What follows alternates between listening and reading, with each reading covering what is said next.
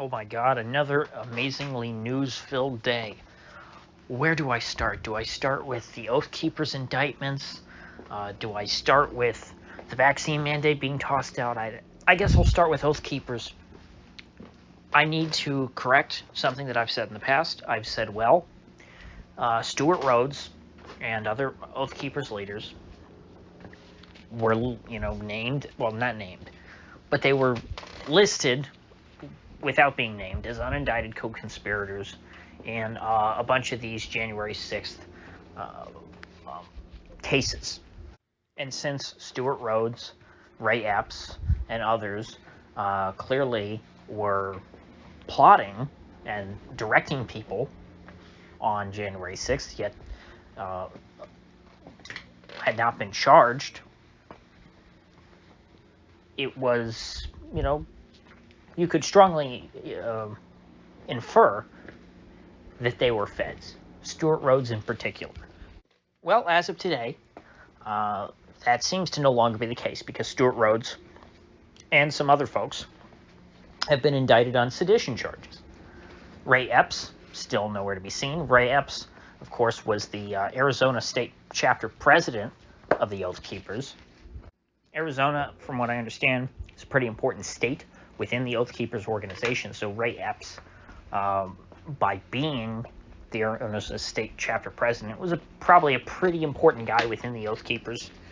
And while we're seeing Stuart Rhodes and many other folks within the organization now being prosecuted, except, of course, for Ray Epps, I think that we can still almost certainly infer that Ray Epps is a Fed, but Stuart Rhodes apparently no longer appears to be. So that's what I have to say about, that's my main takeaway from this. I want to apologize for implying in the past, although I didn't go too strongly into it, that Stuart Rhodes was a Fed. Now, with that said, looking at what they're charged with, sedition, without even looking into, I guess, the specifics of the accusations, what evidence the feds claim to have, sedition is a bullshit crime in a country where, we're taught in elementary school on up about, the Declaration of Independence is so important. What does the Declaration of Independence say? It says that the people can alter or abolish the government, as needed. The whole Declaration of Independence was an rejection of the authority of the British government. Excuse me, I kicked something. And so, the idea that you have a law against sedition in the United States, of all places, a country founded on revolution against an existing state, it's absurd. It's, ridiculously hypocritical, and so I'm never going to look at that as a serious crime. You can't teach this myth about, all these great people who are our forefathers who committed sedition against the British Crown, and then now these days tell me, oh my gosh, look at these people who committed sedition against the United States. They're so bad. I mean, I'm sure if you have any family members who watch CNN, they'll be very mystified by this. They'll be, they'll be in awe. Oh my gosh, who could ever commit sedition against the United States? That's terrible. I would say, maybe try and have a conversation with them and ask them, like, is it ever okay to, want to overthrow an existing government? Because obviously any reasonable person would say, well, yes, at some point. You could at least cite the Nazi Germany example, since people don't like Nazi Germany, right? You would say, well, at least you wouldn't say that sedition against Nazi Germany was a bad thing, would you? But who knows? I don't think that people can't follow logic. We're so far, we're in a post-logic era, and so there's really no point in talking to people about this. Sedition is a spook, nothing more. Either you're spooked by it or you're not. If you are spooked by it at this point, you're hopeless. And so there's really nothing to be gained from engaging with people like that. I guess what this is about is that the January 6th defendants are all being charged with, ridiculous stuff like trespassing. Trespassing in quote-unquote the people's house. Another absurdity. If it's the people's house, the people can't be charged with trespassing for entering it, right? But it doesn't matter if none of this shit makes sense. It doesn't have to make sense. All it is just, fuel for people's hatred. And I hate to sound like, a hippie, but that's what it's about. There's a lot of people in this country who get off on hating other people in this country. So all these charges are pure red meat. That's all it is.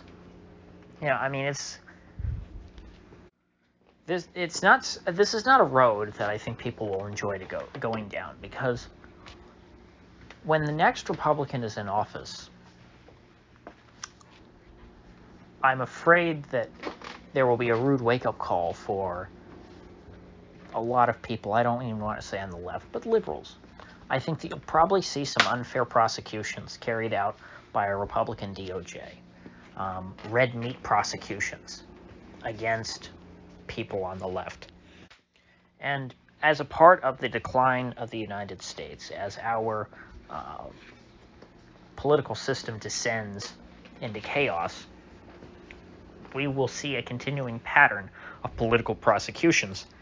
Every time one side is in power, they will persecute and lock up people on the other side to, I guess, feed the hunger, the blood, the bloodlust of their own supporters.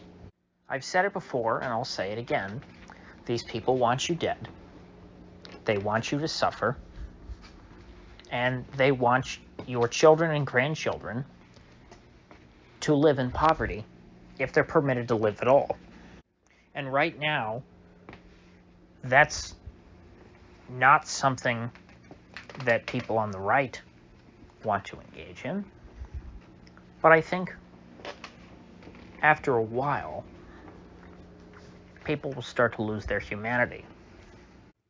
Revenge is a very natural instinct. It's not something that's good. I don't like revenge. But it's undeniable that people will feel that way. And so, this is not going to stop, with the January 6th folks. But then again, the right may never have the ability, in the time that the United States still exists, to carry out these same sorts of persecutions, because the right will not have enough time to take back the institution of the Department of Justice. The entrenched bureaucracy is, thoroughly populated by people of the left.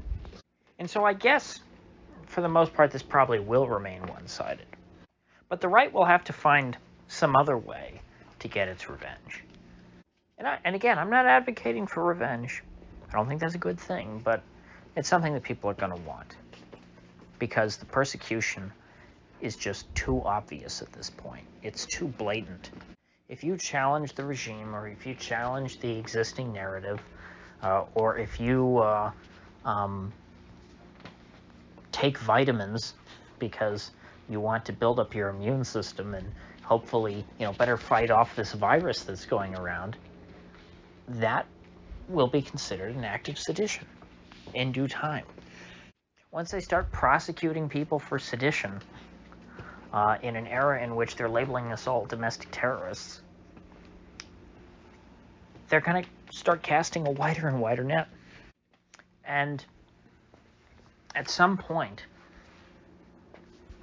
the weight of these charges are just going to disappear. People are just going to stop taking them seriously. And so as the system lashes out at people for questioning their authority and tries to slap them down and make examples out of them, all they're doing is humiliating themselves. That's what the FBI is doing. That's what the DOJ is doing. They're exposing themselves to be they're revealing themselves to be a bunch of spoiled brats. These are not men and women deserving of respect. These are men and women deserving of contempt. They're leeches. So with that said, I will see you folks back here tomorrow.